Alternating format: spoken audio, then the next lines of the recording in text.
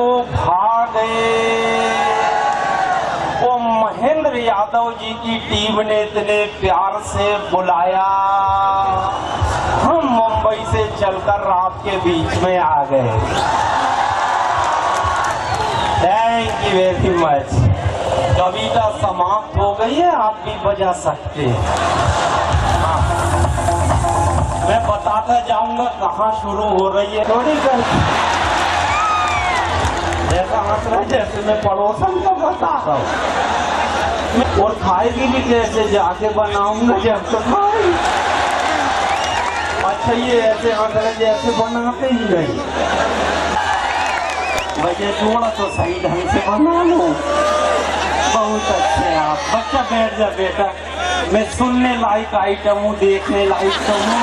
तो सागरी का आएगी उसको कैद करना, मेरे को तो मैं हाथ मिलाने आऊंगा सर, आप मेरी अंगूठी उतार लेंगे। अभी एक से मैं लाया, देखो एक छिल्ली खाली कर दी। नहीं बहुत प्यारे हैं आप सब। देखो मेरे को बचपन में मेरे माता पिता, नाना नानी, दादा दादी मुझे समझाते थे, बताते थे, बेटा जब बच्चा पैदा होता है तो माँ बड़े प्यार से उसे गोद में लेती है, ममता भरा हाथ उसके सर पे फेरती है। ममता का ऐसा जादू होता है। भैया ये मेरी आवाज मेरे कानों में आ रही, अब बैठ जाओ, आप बैठ जाओ। बहुत बढ़िया। अब यहाँ से सबको मैं देख रहा हूँ। भाई बचपन में मुझे समझाते थे, बच्चा जब बच्चा जन्म लेता है, माननीय विधायक जी, माँ बड़े प्यार से उसको गोद में लेती है, ममता भरा हाथ उसके सर पे फेरती है। ममता का ऐसा जादू होता है, बच्चे के सर पे बाल उगना शुरू होते, धीरे धीरे बच्चा जवान होता है, फिर हम उसकी शादी करते हैं, फिर पत्नी हाथ फेरती है, बाल जाने लगते हैं।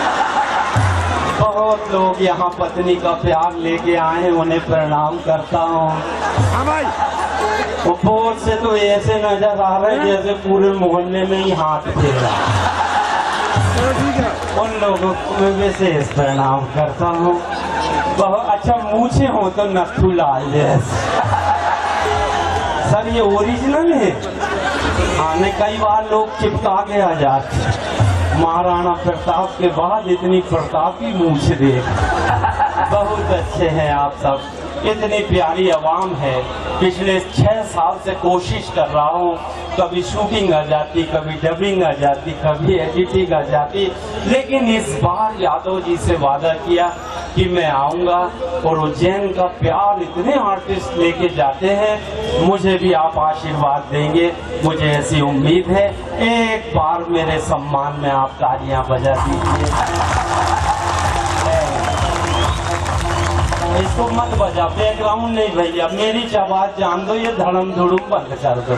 हाँ भैया मैं सिंगर तो हूँ नहीं, सागरिका के टाइम बजाना थोड़ा मटक भी ले, मेरे को आवाज सुना ले, मेरी आवाज पहुँचाओ आवाम तक। और बहुत शानदार ढंग से आप सबने ताली बजाई, आपको बधाई देता हूँ। और आप सबने तालियां बजाकर अपना अगला जन्म सुरक्षित कर लिया। हाँ जो तालियां नहीं बजाता, अगले जन्म में उसे घर घर जाके बजाना पड़ता। लेकिन आप अब कहीं नहीं जाएंगे, बहुत सुरक्षित है। दोस्तों एक बात और मैं मन की कहना चाहता हूँ, the great Indian laughter show में आया तो मेरा एक अंदाज अलग था। 49 आर्टिस्ट एक तरफ थे और मैं अकेला कवियों की जमात से गया था, लेकिन मेरा अंदाज इस मुल्क को इतना पसंद आया, और खास तौर पे मेरे मध्य प्रदेश को, इंदौर को, उज्जैन को, और यहाँ से इतने SMS गए कि मेरी TRP 24 देशों तक गई। मैं 24 देशों की यात्रा आपके कारण किया। मैं आप सबका थैंक्स करना आया हूँ, आप सबका धन्यवाद अदा करता हूँ। अमेरिका गया, अफ्रीका गया, जर्मनी, जापान, लादेन में, दुबई, शारजा, बैंकॉक, पटाया, यानी देश खत्म नहीं हो रहे, मेरे 3 पासपोर्ट खत्म हो गए। लेकिन एक बात मैं अपने दिल से कहना चाहता हूँ, इन 24 देशों में एक देश भी भारत जैसा नजर नहीं आया। मैं इस देश को सलाम करता हूँ, इसकी माटी को प्रणाम करता हूँ। इतनी सारी जातियां, इतने सारे धर्म, इतने सारे कलर, कोई काला, कोई गोरा, कोई हिंदू, कोई मुस्लिम, इसके बाद भी ये देश एक है और पूरी दुनिया में यहाँ की संस्कृति सबसे ऊपर है। मैं आप सबको इस बात के लिए बधाई देता हूँ और 4 लाइन सुनाता हूँ इस मुल्क के लिए कि दुनिया में ये मुल्क महान क्यों है, हम दुनिया में सबसे ऊंचे क्यों हैं। मैं 4 लाइन सुनाता हूँ कि यहाँ चेहरे नहीं इंसान पढ़े जाते हैं, यहाँ चेहरे नहीं इंसान पढ़े जाते हैं, मजहब नहीं ईमान पढ़े जाते हैं। और ये देश इसलिए महान है दोस्तों, यहाँ एक साथ गीता और कुरान पढ़े जाते हैं, यहाँ एक साथ गीता और कुरान पढ़े जाते हैं। आपने देश का सम्मान किया, मैं आपका सम्मान करता हूँ। ये राष्ट्रीयता बनाए रखना, देशभक्ति बनाए रखना। माननीय विधायक जी, मैं 4 लाइन, हास्य कवि हूँ, हास्य कलाकार हूँ, हास्य के ढंग से देशभक्ति निभाता हूँ। पिछले दिनों 2 मुल्क के लोग मेरा शो बुक करने आए, एक जापान से आया, एक चाइना से आया। भाईजान आपका शो चाइना में करना है, जापान में करना है। मैंने कहा देखो मैं शुद्ध हिंदी का खिलाड़ी हूँ, मुझसे जापान की भाषा नहीं आती, चाइनीज भाषा नहीं आती। बोले आप लोड ना लें, सुनने वाले सब भारतीय हैं, यहीं के डॉक्टर्स हैं, यहीं के इंजीनियर्स हैं और यहीं के बिजनेसमैन हैं। तो मैंने कहा फिर तो मैं चलूंगा। 5 स्टार होटल में मेरी मीटिंग हुई, 3 कप आए कॉफी के, एक मेरा था, एक जापान का कप, एक चाइना का कप। हमारा कप खाली होता है, हम सीधा ही रखते। वो जापान वाले ने कॉफी खत्म किया और कप को उल्टा रख दिया। मैंने कहा यार ये किस टाइप का उल्टा आदमी, कप भी उल्टा रखता। चाइना वाले का कप खाली हुआ, उसने सीधा रख दिया। अब एक उल्टा कप था, एक सीधा था। मेरी देशभक्ति जागी। मैंने कहा अपन भी इंडियंस हैं, अपन नई डिजाइन देंगे। मैंने भी नई डिजाइन दिया, मेरा कप खाली हुआ, मैंने आड़ा रख दिया, दोनों मेरे से भिड़ गए। बोले भाईजान इसका क्या मतलब है? मैंने कहा पहले आप बताओ ये उल्टे कप का क्या मतलब है? जापान वाला बोला भाई मुझे और कॉफी नहीं चाहिए, इसलिए मैंने कप उल्टा के रख दिया। अब चाइना वाला बोला बहुत अच्छी कॉफी है, एक और चाहिए, इसलिए मैंने सीधा रख दिया। अब नई डिजाइन के चक्कर में अपन फंस गए, मगर देश की इज्जत खतरे में थी। मैंने देश की इज्जत बचाने के लिए जवाब दिया और मेरा जवाब सुन के यहाँ से लेके वो अंतिम पंक्ति तक, यहाँ से लेके उधर तक, अगर आप सबको लगे देश की इज्जत बच गई तो मेरा जवाब सुनने के बाद देश के लिए ताली बजाना। मैं बोला बेटा ये आड़े कप का मतलब है, हो तो दे दो नहीं तो रहने दो।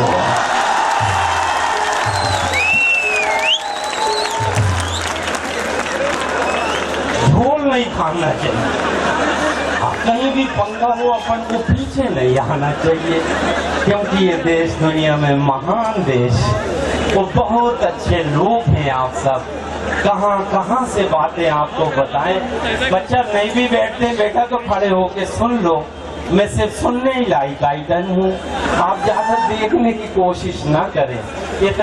इतने शालीन हैं, इतनी सी जगह में इतने अच्छे से आप सुन रहे हैं। जॉनी बैरागी अभी आपके सामने, नेपाल से आया हुआ कवि आपके सामने, लक्ष्मण नेपाली, ये सारे लोग परफॉर्मेंस करेंगे और आपकी अपनी बैटरी जब से डिस्चार्ज हो गई वो भी चार्ज हो रही है, बैटरी भी आएगी, पप्पू बैटरी भी अपना आइटम देंगे। लेकिन आप इसी तरह से शालीनता बनाए रखना। और मैं महिलाओं का बड़ा सम्मान करता हूँ। बचपन में मैंने फिल्म देखा था 3 देवियाँ, आज साक्षात 3 देवियों को प्रणाम करता हूँ। बहुत अच्छी है अम्मा जी, आपके पास एक ही चश्मा है? अच्छा, दिन में भी इसी से काम लेती हैं, रात में भी? एक चश्मे से कितने काम करती हैं आंटी? मेरे दादा के पास 3 चश्मे, एक साफ करके राइट जेब में रखते, दूसरा साफ करके लेफ्ट जेब में, तीसरा आंखों में लगाते, चल बेटा घूम के आते हैं। मैंने कहा चाचा, दुनिया में तो सब एक ही चश्मे से काम चलाते हैं, आपके ये 3 क्या काम आते हैं?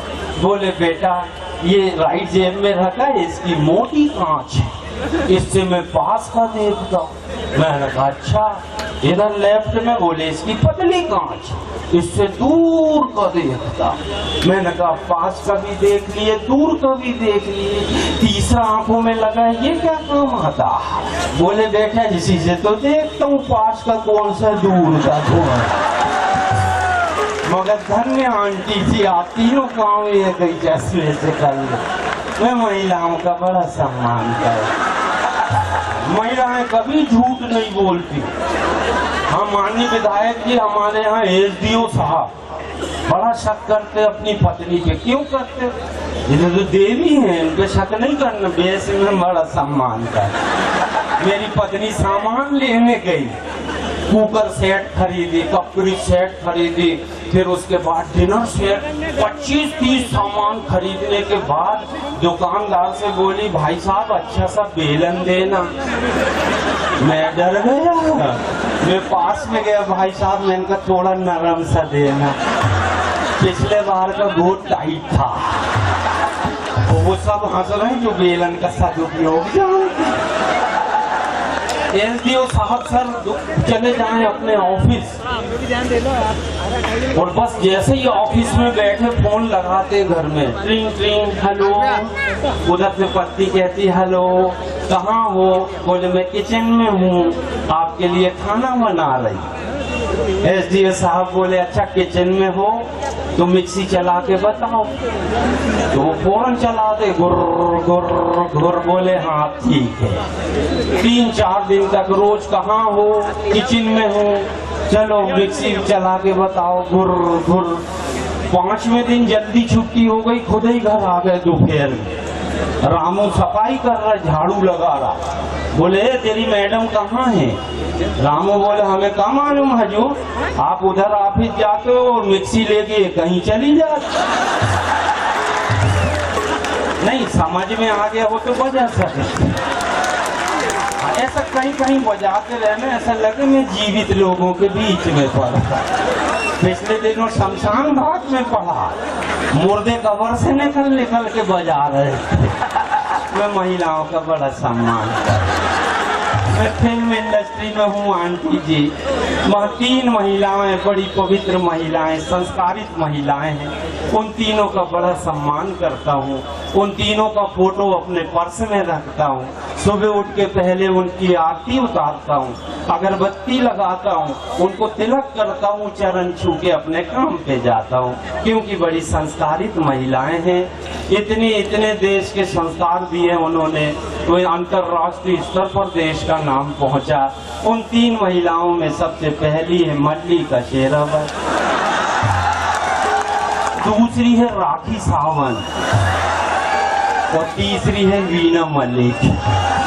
बड़ी संस्कारित महिलाएं हैं। गाँव में लोग नदियों में जाती हैं बहने, कपड़े धो के आती हैं। शहरों में पैसा आता है, वॉशिंग मशीन में कपड़े धुलते हैं। मगर हमारे देश में ये 3 महिलाएं ऐसी, इनके कपड़े मिक्सी में ही धुल जाती हैं, क्योंकि होते ही इतने बड़े हैं। इन्होंने देश का बड़ा कचरा किया। वहाँ पर रुमाल खरीदते हैं, ठंड लगती तो आवाज नहीं आ रही है, आवाज नहीं आ रही, आप वॉल्यूम बढ़ा दो भैया, थोड़ा सा साउंड, वो देखो पीछे तक जाना चाहिए। अब आवाज आ गई हो तो ताली बजा सकते हैं भैया। Thank you very much. अगले साल से 2-4 उधर भी लगा देना चोंगे, है ना दादा? इतनी पब्लिक बुलाते हो तो चोंगे भी उतने लगा दो। नहीं मगर बेचारा वो भी क्या करेगा, कितनी कोशिश किया उन्होंने बड़ा। ये तीनों महिलाएं बड़ी पवित्र महिलाएं हैं। जैसे रुमाल भैया अपन क्या काम आता है, रुमाल पसीना पोंछने के, धूप लग जाए सर में बांध लेते, ठंडी लगी कान में लपेट लेते हैं। मगर मल्ली का शेरावत रुमाल खरीदती है कपड़े सिलाने के लिए। इनकी उम्र क्या है?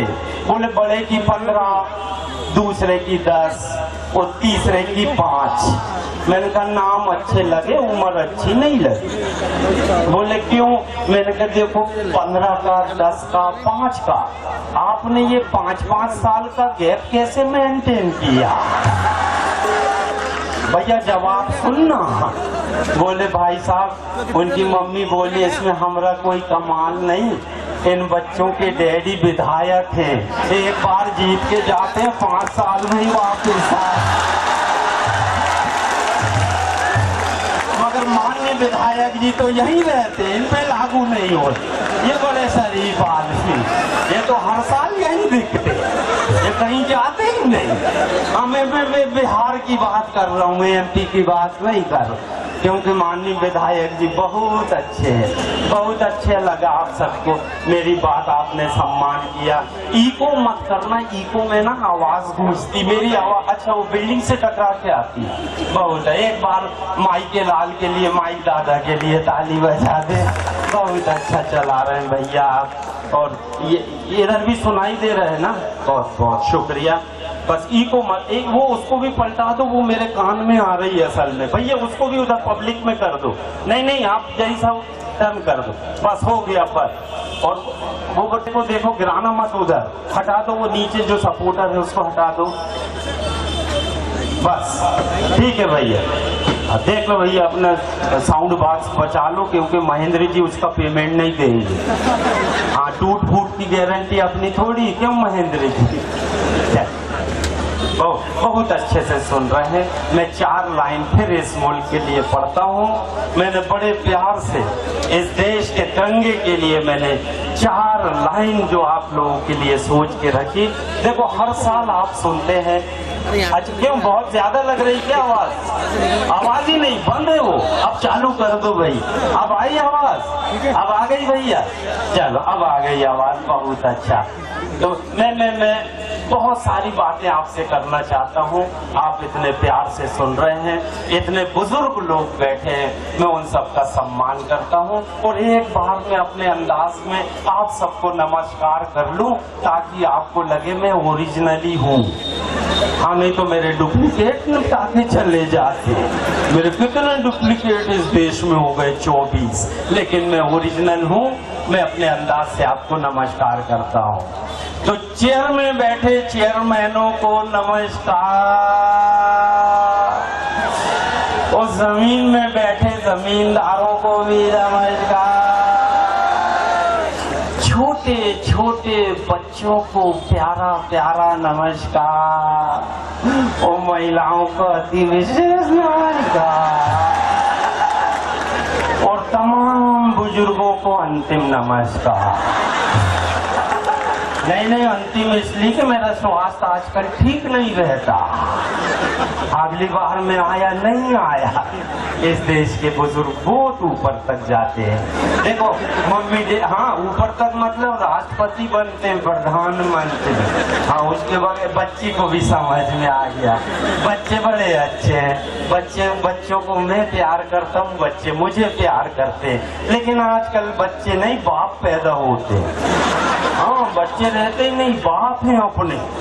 सुबह सुबह एक दादाजी मॉर्निंग वॉक को निकले घूमने बच्चे को लेके, पोता साथ में दादाजी साथ में, सामने से उसके टीचर आ रहे। दादाजी बोले बेटा तू छुप जा, तेरे टीचर आ रहे, 3 दिन से स्कूल नहीं गया, मारेंगे। बच्चा बोला दद्दू ते भी छुप जाए, ते आ जा। बोले मैं काहे छुपू रे, कोई मैं स्कूल जाता हूँ। बोले नहीं दद्दू तेरा देहांत हो गया, यही बोल के तो छुट्टी लिया। ऐसे निपटाऊ बच्चे, कब किसको कहाँ निपटा दे समझ में नहीं आ। बुरे खतरनाक बच्चों से बात करते हुए डर लगता।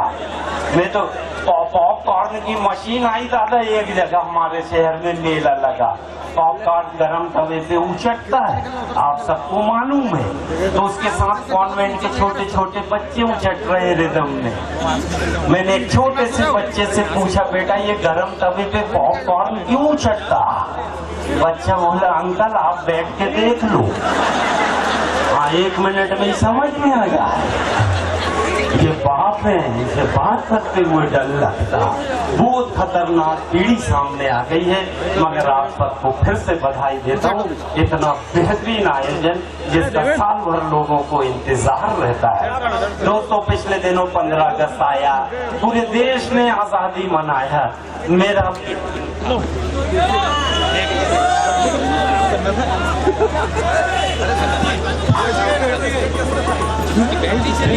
हेलो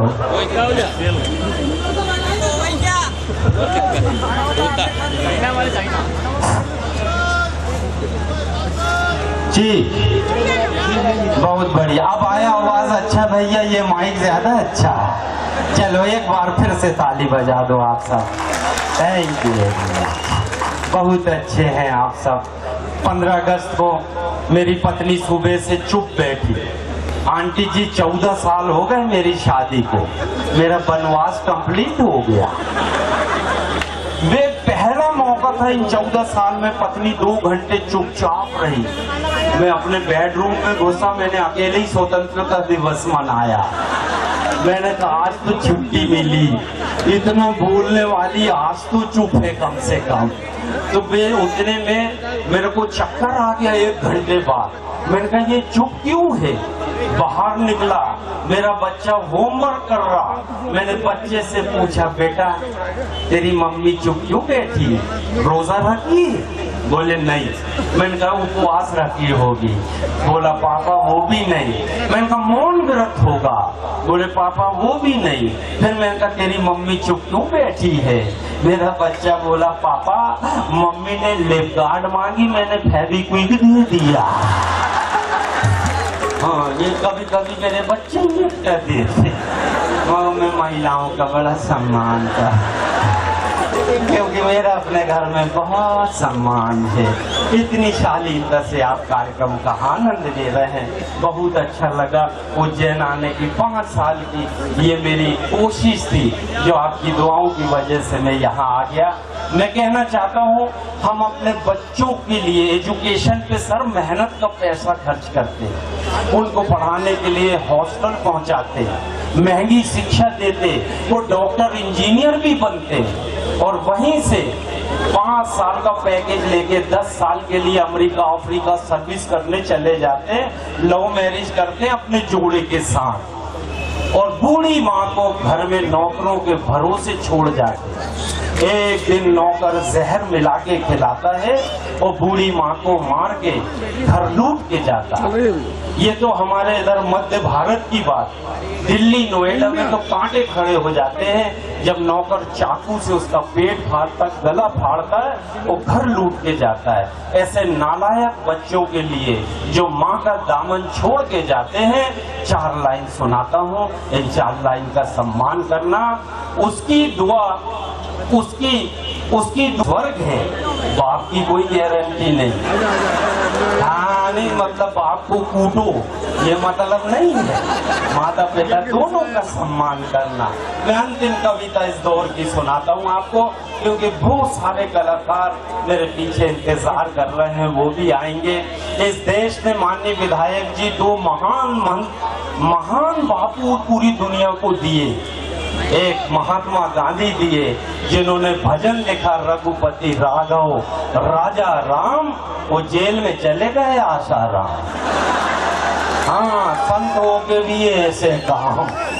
बस इस देश में या तो दादागिरी चलती है या तो बाबागिरी चलती है। वो बाबाओं में सबसे महान आत्मा बाबा रामदेव, गजब की आत्मा सर। ऐसे फार्मूले दिए इस देश को, कल्याण हो गया। मैं यही ठीक हूँ कि उधर जाऊं? तो उधर वालों को भी एक सुना दूं भैया। सब इधर वालों ने सुना, आप सुनना पर देखना मत।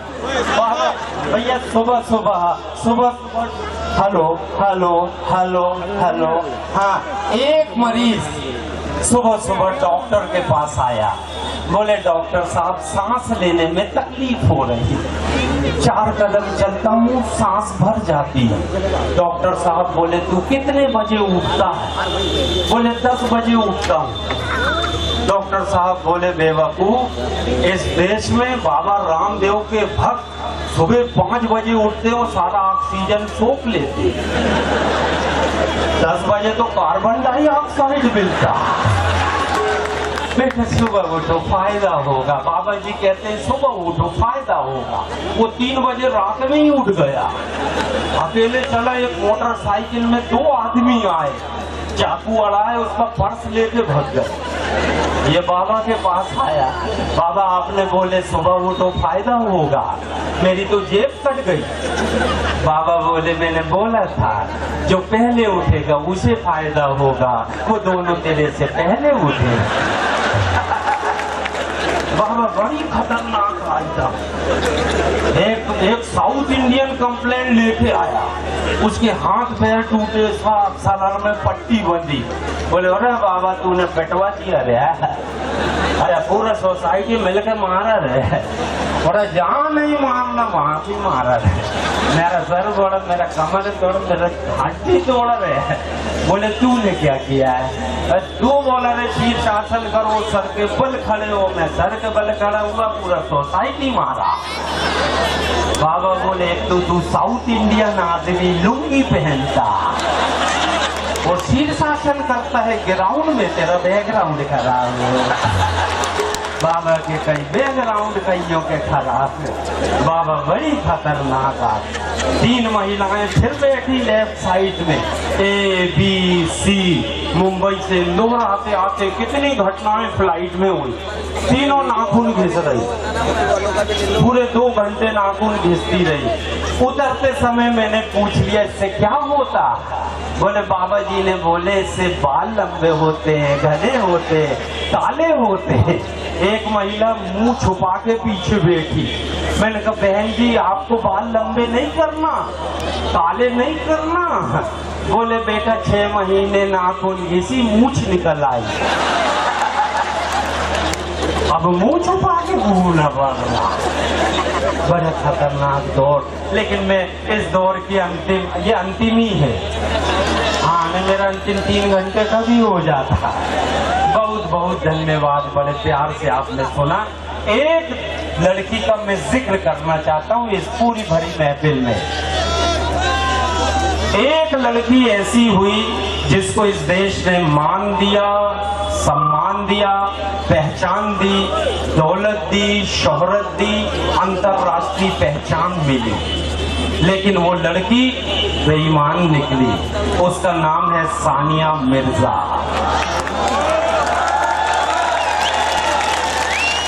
इसने पाकिस्तान के शोएब से शादी की, जिसके नाम में ही 100 ऐब। हाँ 100 ऐब। शादीशुदा भी था, मैच फिक्सिंग में भी था, जुआरी भी, और जाने क्या था। उसको उससे शादी की। अच्छा दुनिया में कहीं भी वो शादी करती मुझे कोई ऑब्जेक्शन नहीं, लेकिन एक ऐसे देश में की जो देश सालों से हमारा दुश्मन, हमारी खुशी उससे बर्दाश्त नहीं होती।